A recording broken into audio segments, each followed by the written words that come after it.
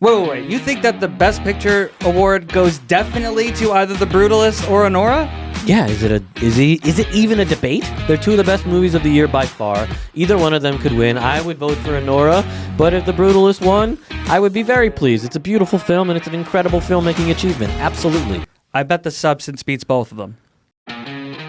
We come to this place for magic, to laugh, To cry. To care. but most importantly, to argue about movies. My name is Tony Squares. As always, I'm joined by Kellerman and Cheese, and we are The Box Office Buds. And on today's show, we are dressed to impress because we are celebrating the Oscars, giving out the first ever box office Oscars on this show, paying attention to the movies that actually made money that you saw and not movies that you've never heard of before, but will pretend to know at the cocktail party you attend this weekend. We'll also be talking about the biggest movie coming out this weekend, which is not a big movie at all because it's about scuba diving. And of course, Alche on my left here will be giving out the first ever your kid is allowed to watch this movie for the rest of his life Oscar. I'm excited for that one particularly. Me too, because it's very important in the grand scheme of everyone's life. Yeah. Every kid's going to watch it for 1,000 times at least, so stay tuned. This is parental tips from your buds at the Box Office Buds. Kellerman, you excited for the Oscars? You look great. Thanks, buddy. I am excited for the Oscars. I couldn't tell. That's all I really have to say about it. I'm not that excited about the what's Cheese doing? The Daddy Oscars? The Daddy Oscars. You're not primed to be a parent anytime soon. It's okay. It's okay. You'll understand one day, maybe. Who knows? My kid's gonna watch Marvel movies. That's true. That's Captain true. How do you know it's America a 4. Marvel movie, Kellerman? Captain America 4. You're coming up to your kid next. But let's dive in. Let's jump right into the first ever box office Oscars. And the Oscar goes to... The Oscar goes to... The Oscar goes to... The first ever Boscars are brought to you by Ice Caps, and we are excited to debut them. You see, the Oscar movies that are out there, yes, Dune 2 and Wicked, you might have seen, but most of them, Anora, The Brutalist, Conclave, are movies that most of us have not seen. We've seen them on this panel here because we like to argue about movies, but instead of attacking it, talking about Best Actor, Best Actress, we wanted to break down the biggest movies from 2024. So we took the top 10 live-action films that made the most money last year in the worldwide box office, and we are going to tell you the biggest 3 awards from these movies: Best Actor, Best Actress, and Best Picture. Again, Dune 2 and Wicked are part of it. They're already going to get honored when it comes to Sunday. As they should. As they should. Definitely. This show here, though, is going to focus on the movies that got your money but didn't necessarily get the honors that they deserve. It's quite the list. Let's start off with these 10. Deadpool and Wolverine, who had that in the Fantasy League last year? Somebody who has a large nose, yeah? That was me. The second movie on this list is Godzilla and King Kong, New Empire. Who had that movie in the 2024 league? Somebody who has a large nose, That's yeah? right, that's me. The reason why I won the league. The other 8 movies: Venom, The Last Dance, which not going to get any awards here. Gladiator 2, Beetlejuice, Bad Boys Ride or Die, the 4th installment of Bad Boys. Who had Bad Boys Ride or Die? Who had The guy who came in last place. We also had Kingdom of the Planet of the Apes, Twisters, It Ends With Us, which we are not allowed to talk about because of a lawsuit on all of Hollywood, and then finally Alien, Romulus. Those are the 10 movies we're going to be discussing, again, giving out a Best Picture, a Best Actor, and a Best Actress from those movies, and comparing them to the actual people that are going to win this award and see who we rather prefer from 2024. Which award do you guys want to start out with here? Let's start with Best Actor, huh? Best Actor. Sure. Best Actor. So from those 10 movies, let's throw some names out there. Ryan Reynolds and Hugh Jackman from Deadpool and Wolverine, Kellerman? Ooh, I don't know about Ryan Reynolds, but Hugh Jackman, always a contender as far as I'm concerned for an Oscar. I thought he was genuinely great in this movie. Yeah. And it was more than just like the comic book things bopping around. Especially that scene where they're in the van together and they have the argument and he really calls out Deadpool for what he is. Hugh Jackman's an amazing actor. Hugh Jackman's always an amazing actor, but this was maybe my least favorite performance of him as Wolverine. Oh, come He was on. good. Really? He's always good. He's Well, always hold on a baseline good. He's Hugh Jackman. Yeah. But you're Did you telling see me X-Men 3? I sure did. And you thought his performance was better? That was the Brian's. No, that was. I did. That was the Brett amount- Ratner. Oh, my God. How many times did he do the Wolverine stance in this movie? 46? Yeah, it is fair. the most overdrawn, overdone film, and it's not his fault. I don't think that He's has fine. anything to do with his performance. I think he's perfectly fine. Performance I is don't for think he what does he's- anything wrong. I don't think he does anything great. I think he's Hugh Jackman, who I'll always love, but This is not his year for me. So who are you looking at to get the best actor out of these 10 films? Who am I looking at to get the best actor out of these 10 films? Great question, Tony. Clearly something he's thought about before. It sure is. Glenn Powell, folks. Oh, come on. Glenn Powell in Twisters. The only reason... Glenn Powell and Twisters? Glenn Powell in Twisters. The only reason that movie is Glenn palatable, yet again, is not wrong. Glenn Powell. Daisy Edgar Jones, who I love so much, doesn't do much on that screen.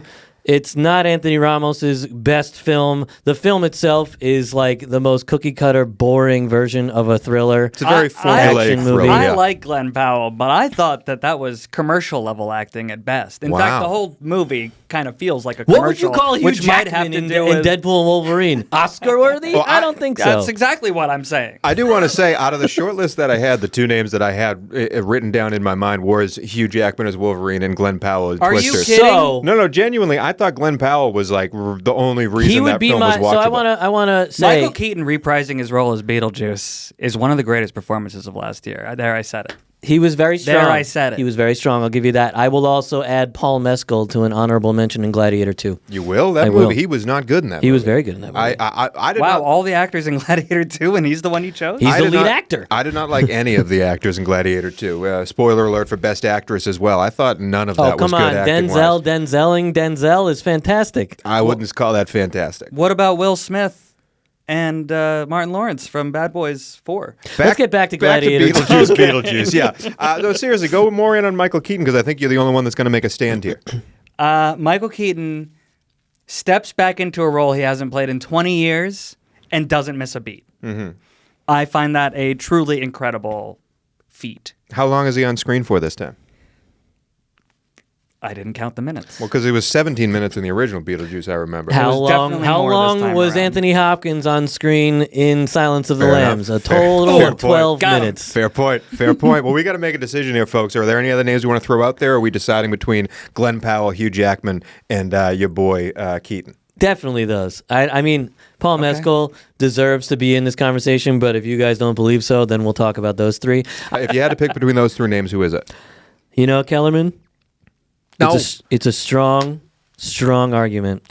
And it is a performance. 100%. You know what I mean? Hugh Jackman, we've seen him do Wolverine, and his magnum opus as Wolverine was Logan. You know what I mean? So I think after 20 years, like you said, not missing a beat, the movie, not great. The performance... It's not winning Best Picture. No, not for me. But the But performance... Keaton is he's still Beetlejuice. 17 minutes again. And Beetlejuice 2. Same as one. Really? Wow. Incredible. So 17 minutes. Feels like so 17 much minutes, more. yes. Feels like so much more. So the first ever, you agree with that, Keaton? I mean, if I was just throwing it out there before, but now after hearing Cheese... Well, look, Glenn Powell's being charming. He's certainly being cute. over Glenn Powell. Yeah, he's being charming. He's being cute. He's being funny. Hugh Jackman is doing Hugh Jackman his best job at Wolverine, but it's not his best Wolverine performance, so I'm not going to give it to him. I don't agree with that, but I am still going to vote for Fine. Michael Keaton So- over Hugh Jackman. The first ever Boscar in Boscar's history, the box office Oscars, we have fallen into the same exact effing trap that the Academy Awards has fallen into and have now given a Lifetime Achievement Award to Michael Keaton for Best Actor. Congratulations, Michael, for Beetlejuice. I'm already sad about the state of this show, but we are moving forward. Of those three, who would you have voted who would for? you? I Were think you it's- really going to put Glenn Powell over? I think it's Hugh Jackman, but we gave it out. I am outvoted. We gave it out to Michael Keaton. Congratulations. Can't wait to hear your Love you, acceptance speech. Keaton. When, Love ya. when it comes to the actual Oscars, however, Keaton was not nominated, but the winner right now, or I should say the winner is supposed to be Adrian Brody for his work in The Brutalist. He is right now the minus 210 favorite, which means he's a 2-1 favorite to win this award. The only other person who has been winning awards has been Timothy Chalamet for his work as Bob Dylan. Is there any one of those two that you would choose over the great Michael Keaton's Beetlejuice performance? Look, Chalamet's just trying to be one of the greats, guys. It's okay. I think he's doing it. I think he's doing it Truly. too. I think Chalamet. And I would give Chalamet the Oscar over Michael Keaton or... To be fair, I would give anybody nominated for Best Actor over Keaton. I think Okay. Coleman Domingo, Timothy Chalamet, and Adrian Brody are the top three. And Brody certainly deserves the Oscar in this. I think it's Brody's to lose. Well, congratulations, Michael. We just gave you an award and took it away in less than 3 minutes. Let's move on to Best Actress. Wait, who wins? Chalamet or you got to break the tie? I think it's Adrian Brody. But either way, let's move on. Can you put a wet fart sound over that? Let's move on. As the editor of this podcast, no. Let's move on to Best Actress. Back to those top 10 box office movies. And I'm not going to lie, guys, I had a really hard time coming up with a Best Actress for this list. So I'm interested to hear what you two have to say. Because we're not chauvinists. Because there's not a lot of actresses in these movies. Named in the movies that you named already? Yeah, in the top 10 box. I mean, Deadpool and Wolverine is about Deadpool and Wolverine. Godzilla and Kong. That movie stinks. Emma Corrin is very, very good in Deadpool and Wolverine. She was good. She does a stellar job of she's a worthy adversary of Hugh Jackman, and that is not an easy feat. The scene when she, puts his hands through his head is pretty sweet and deserving of an award as far as I'm concerned, based on this horrendous list. Kellerman, what Beetlejuice actor do you want to nominate? It did cross my mind to say Winona Ryder, but Kaylee Spaney from Alien Romulus. Yeah. I thought that she really held that together and reminded me so much of the original Ripley without being the original Ripley. I just thought she did a stellar job of holding that film together. Well, when I went through my list, Kellerman, I was trying to go through all these movies. I wasn't going to give it to Blake Lively because, again, we're legally not allowed to. But I got to Alien Romulus, and that was my pick.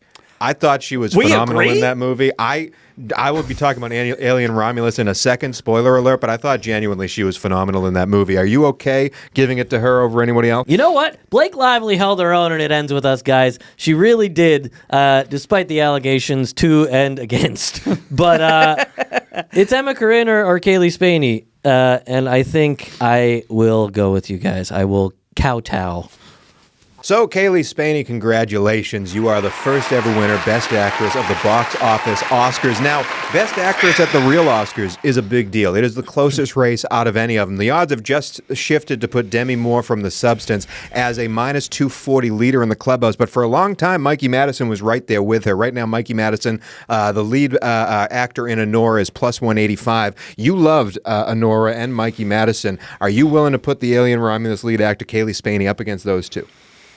I mean, she does a great job, and maybe if Alien Romulus wasn't, a horror thriller, she might have been considered. She was stellar, but I don't think so.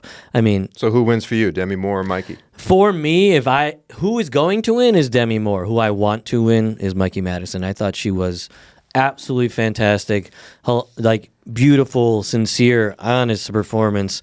Really, really dangerous performance. Yeah. And really sad in the end. Such a beautiful portrayal of that character. It's like Pretty Woman on steroids. She absolutely nails it. But Demi Moore's going to win that role. So no, Kaylee Spaney's doesn't hold a candle to them too, unfortunately. What about you? I loved Anora. I loved the performance in Anora. But I would actually put Kaylee Spaney over that performance just because I think it's a much harder job to play scared for 2 hours, of screen time. And a lot of it is just her. A lot of that movie is just her. Yes. They don't get a lot of love for that. I mean, in any horror movie, fear is very hard to portray, to keep honestly. up intensity, take after take after take after take, for a full movie is a very difficult task. So I would put her over that. That said, I think that Demi Moore's performance in The Substance was a tour de force. I thought that she was absolutely incredible, and I hadn't seen her in anything in a while. Yeah. I don't think that it's because she hasn't been in anything. I just hadn't seen much of her in a while, and I was like blown away. Yeah, and she went full length in that movie, giving it her all and showing it all. Like, it was a big step for her. She was, and played such a spectrum of emotions that I hadn't seen her play before. I agree. I think Demi Moore should and will win the award. Also, the only thing I'll add is Cynthia Erivo is awesome in Wicked and deserves some respect. And Ariana Grande is the best performance I've seen all year, but obviously not nominated for Best Actress. Let's move to the big one. It is time to name the best picture out of those 10 movies. I'll read them off again for you. Deadpool and Wolverine, Godzilla and Kong, Venom, The Last Dance, Gladiator 2, Beetlejuice, Beetlejuice, Bad Boys Ride or Die, Kingdom of the Planet of the Apes, Twisters, It Ends With Us, Redacted, and Alien Romulus. Which one of those 10 movies, Alexander Joshua Alche, is the best picture? Oh, baby. It's not Bad Boys Ride or Die. It is not.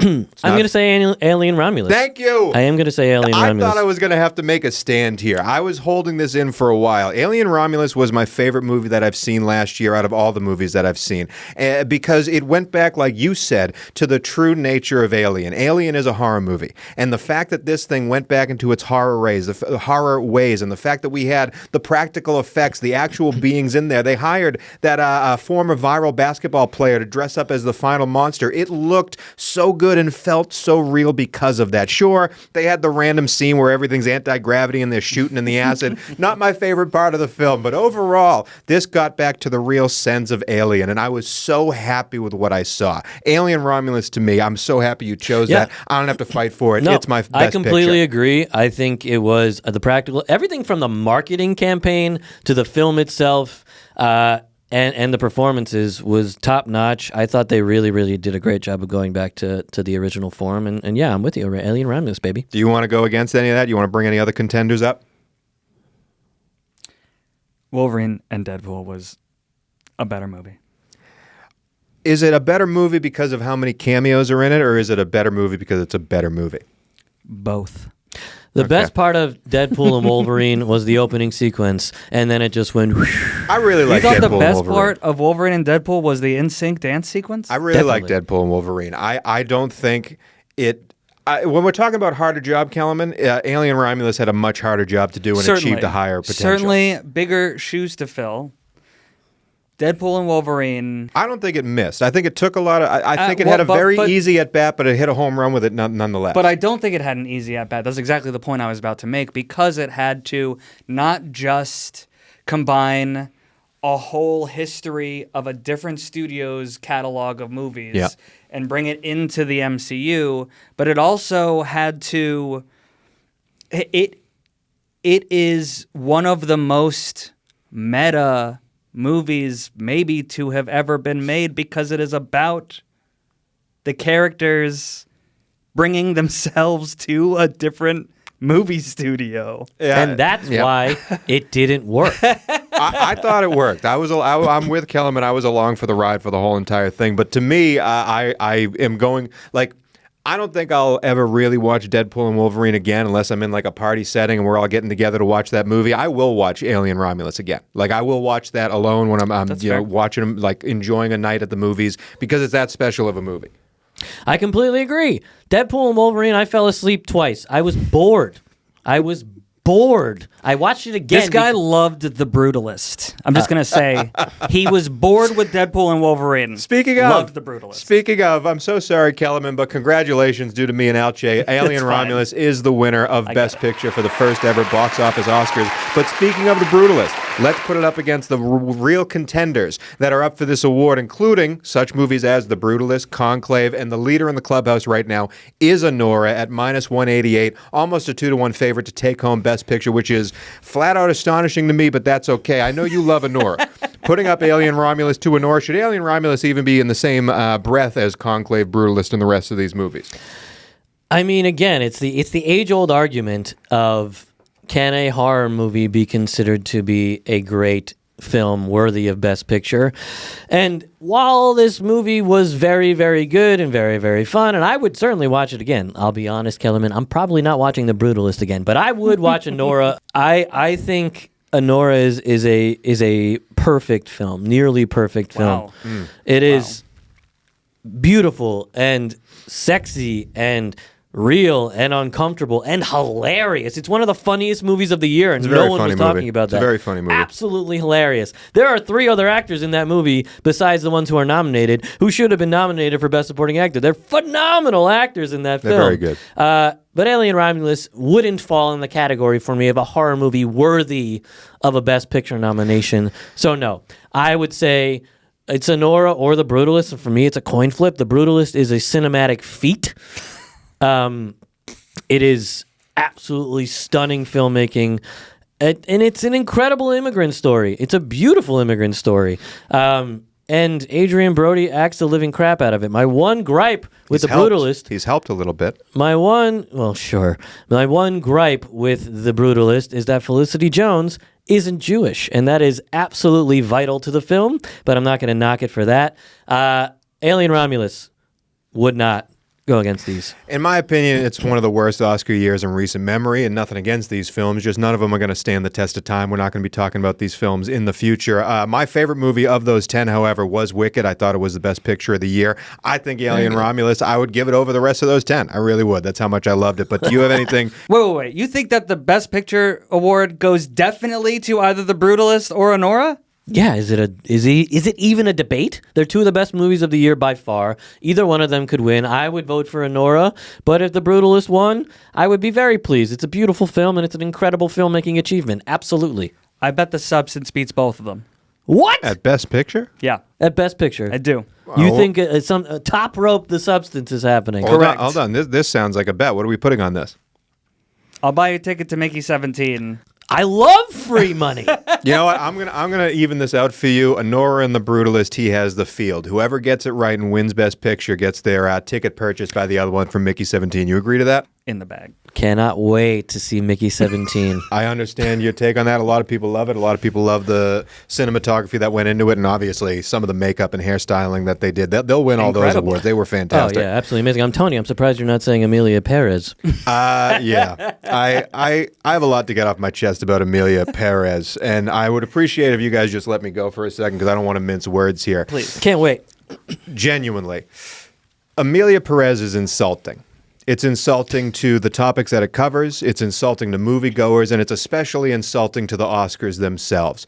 Because it shows an age-old Oscars tradition of politicking and lobbying for Oscar votes. And no one is better at this than Netflix, who uses their enormous wealth to line the pockets of Academy voters left and right. Listen, as we said, Anora, Conclave, The Brutalist, none of those are perfect films. But each of them to a one is Lawrence of A. friggin' Arabia compared to Amelia Perez. It is such a black mark on something that should be held in such high prestige that I know we live in a world where this lovely government is torpedoing entities left and right in the guise of efficiency. There is nothing that needs to be torpedoed more than the Academy Awards and how they vote for them. And Amelia Perez is the effect of that, because for the rest of my life, Amelia Perez will be known as the second most nominated movie in Oscar history. And that is a crying shame. So I'm not just, mad about it. I'm not just saying, I'll never get those 2 hours of my life back. I am genuinely a worse person after seeing that film.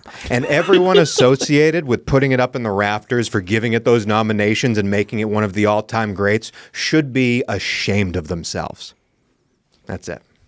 We're going to gain more viewership with these comments for sure. I'd like to nominate Amelia Perez for Best Picture. It was awful. It was genuinely awful. Even Zoe, who's going to win Best Supporting Actress, allegedly her voice is like OpenAI's version of Milli Vanilli. What are we doing?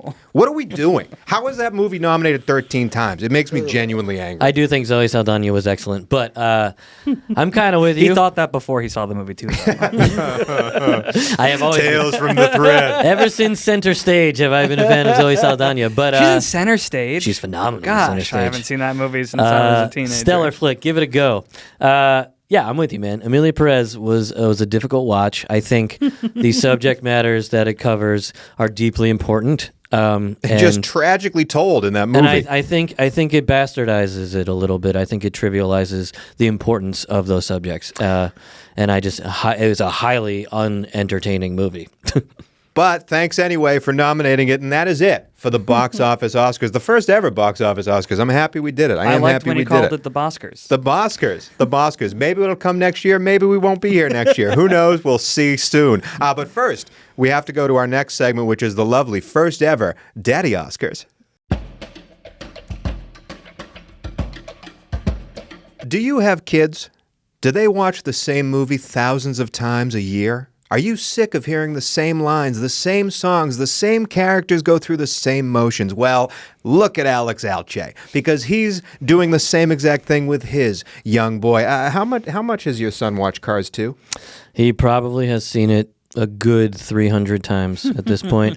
Really, Cars 1 and 3 are where we're at. But no, we're in the Lion King phase, and we've moved on to Lion King 1.5. I don't know if you watched Lion King 1.5, but it's Timon and Pumbaa's version of the story. I have seen Lion King 1.5 and thought it was better than any of the Cars movies. It's deep. I agree. Completely accurate. You're 100% right. I was going to say your kid has daddy's taste, but then you agreed with me on Cars. Well, that's good that his kid is moving on to different movies, but maybe yours isn't. Maybe yours is still stuck on the same Lilo and Stitch version that you're sick of watching. Well, we are here for you. More specifically, the dad of the group is here for you because out of all the 2024 movies that came out last year, and there were many animated films, a billion that made billions of dollars.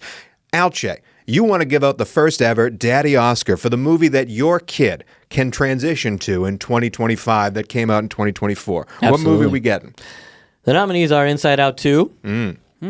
Moana 2. $1.7 billion Inside Out 2. $1.7 billion. Moana 2. That's going to be a tough one. I don't know if I can take The Rock that much. Sonic 3. A lot of sequels this year. Sonic 3. Yeah. Solid. The Wild Robot.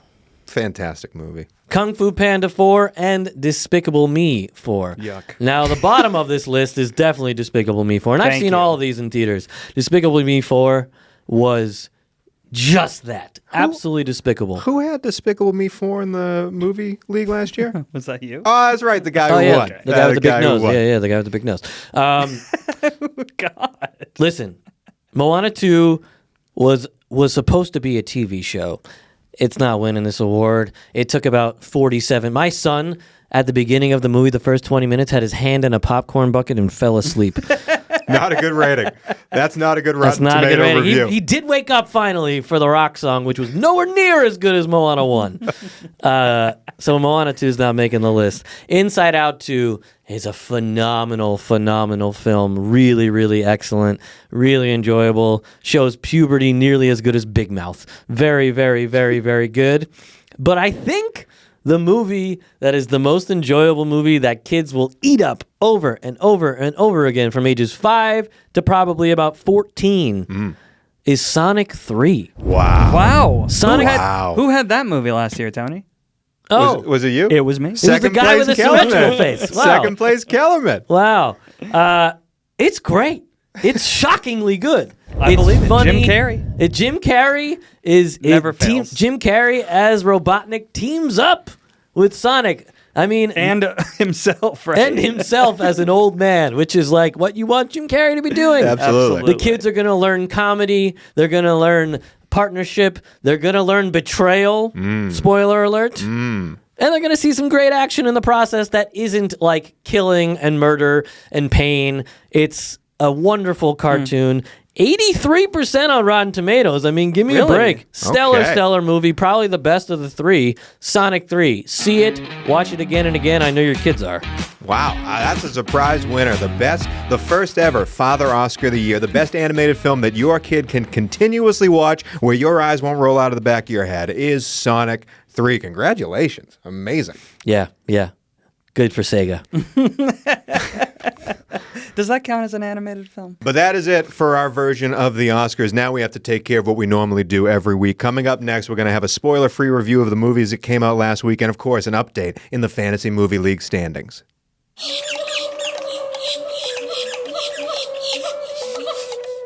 Last week on this show, we broke down The Monkey and the 2025 horror movie slate that is coming out in relation to our wonderful Fantasy League. We're going to update the standings in a second, but if you want to watch that show and you want to watch any of the stuff we do, please give us a like, give us a subscribe, help this channel grow, and if you want even more content, join the Substack that my man Kellerman is running expertly, I might add. But let's go into The Monkey, because all of us, we had $20 million domestically. Will it or won't it make that much money? Kellerman, you went over. Cheese and I went under. 2-0. 2-0 to the big boys over here. The Monkey only makes $14 million in their first weekend domestically, has yet to open up internationally. Kellerman, I thought it would have done a little bit better than 14. You got to be disappointed, but you saw this movie, so let's do another spoiler-free review of The Monkey.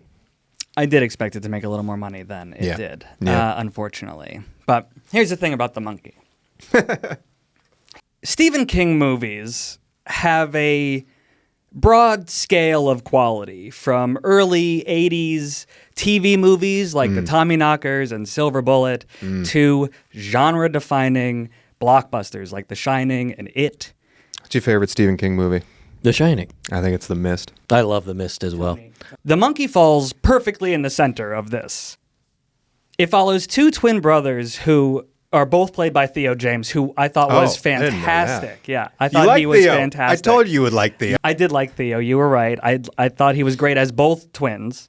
And they're basically followed by a toy monkey who kills a random person when you turn the key. Not fun. It's an R-rated horror movie, so I don't think it's much of a spoiler to say that a lot of people die. I think that was like supposed to be the fun of it. Boy, was it fun. Some of the deaths are like amazingly gruesome, and others are just straight up goofy. I like that. I'm sold. I'm getting there. This is good. The scariest part about it, much like Longlegs, in my opinion, is the filmmaking. It's the use of music, the editing, the angles, the lingering shots. All those things build attention and scare you more than any performance or hideous monkey toy that's contained in the movie. It is such a well-crafted horror movie. So I'm going to give it 6.5 Mackies. 6.5 Mackies. Alche, how pleased are you that Anthony Mackie is now what we're using as a scale to grade movies? Couldn't be more, please. This is exactly what needs to be the scale. I mean, I'm seeing this movie. I wanted to see it last week. I had some family obligations that I had to attend to. I will be there this week, and I can't wait. Osgood Perkins, I'm coming for you. Now, the monkey, no one had that in the fantasy movie league that we are all a part of. Still just 2 movies from that league have released so far. Captain America leading the board. Dangles is on top, as you can see right now, $289 million worldwide. Not exactly on the way to the numbers that we all projected it to hit. And then Dogman, Mr. TJ, has $104 million somehow and is in second place for now. We will keep updating those rankings as the years go on, as the weeks go on throughout this year. I won't say it to his face, but I was wrong about Dogman. It made over $85 million. We were all wrong about Dogman. I was except not. for TJ. Next week, however, the third movie from our lovely little league debuts, and it is your first movie, Mickey 17. We'll be talking about that next episode, but first we have to talk about what's coming out this weekend and have to do another over-under prediction here and see if me and you can keep our undefeated streak going. Do you want to talk about SCUBA? Well, here's Last Breath, a movie starring Woody Harrelson about a scuba diver left behind and they have to go save him. That's the big movie coming out this weekend that our producer is forcing us to talk about and discuss. I don't know if you've seen a trailer for this movie. Lord knows I haven't, but it is definitely coming out. I will say the director of this movie, Alan Parkinson, this is his first, not just theatrical release, it's his first movie. Everything else he has made, according to IMDb, has been either short stories or documentaries. The only other thing that has a theatrical release is Lucy, the human chimp. So I'm all for first tries. I'm all for people getting out there. He made a documentary about this very same subject. It is a true story, so now he's tasked with being able to direct the feature length here, which I do enjoy, people getting their shot. However, who knows? We don't know what it's going to be. Last Breath, do you have any insight on this movie? Simulu, baby. Simulu, he's a guy. I'm not seeing it advertised much, No. and I gotta tell you, out of all the movies that have been made about someone lost at sea or stuck underwater, there are very few I actually enjoy. Well, speaking of stuff you actually enjoy, normally we have a top 5 movies that fit the category that the movie is coming out. Like last year, we did top 5 horror releases in February, and you got to see where the monkey could potentially land. We had to get so broad and specific at the same time for this top 5 list, just so we could find 5 movies that fit Last Breath. Instead, we have the top 5 underwater thriller movies. Underwater thriller movies. Number 1, Crimson Tide made $18 million opening weekend. Number 5, Underwater in 2020 made $7 million. I don't know what that is, but it made $7 million, and that's around where we're projecting Last Breath. Okay, $5 million is the number I'm going to give you. Last Breath, starring Woody Harrelson, a scuba movie. Is that making over or under $5 million domestically opening weekend? Alche, you're undefeated. You're going first. I love Woody. I know Simulu. Under 5 million. Kellerman? $5 million so low. It's not a lot of money. Are you seeing Last Breath? This I'm is not opening up seeing wide. Last Over Breath. 2,500 theaters. I'm It gonna is wide say release. over. Another difference. Alex is A different. hesitant over. Let me be the Very hesitant. Let me be the Very tiebreaker here. hesitant. I don't think people know that this movie exists except for the fact that Woody Harrelson was the most recent podcast guest of the Joe Rogan Experience. Did he promote the movie? Not going to get, yes, that's why he was there. Not going to get into Joe Rogan and how I feel or how people feel about him, but he is undoubtedly a voice of the voiceless, if we want to put him that way. A lot of people listen to that Lots of show. listeners. So a lot of people heard about this movie for the first time very recently and could think it's a nice little date night to take their girlfriend or boyfriend or whomever. So I'm going to go over 5 million. Wow. I'm going to go over 5 million because of the Joe Rogan effect. As the great Sadly. Creed once said, "Hold me now. I'm 6 feet from the edge. I'm down to one last breath. I think I messed up the lyrics." And that is it for episode 3 of the Box Office Buds, the Oscars episode. Next week, again, we're talking about Mickey 17. Very excited again. Give us a like, give us a subscribe, help us grow. We do appreciate it. Boys, I think it was a good show. Solid show. all right. I want to give a shout out to the movie that no one has seen and very few have heard about. See Nickel Boys if you can. I heard it was fantastic. Nickel Boys I is incredible. totally unaware of it. And absolutely deserves the Oscar nomination, and no one has seen it. See that movie. Give it some love.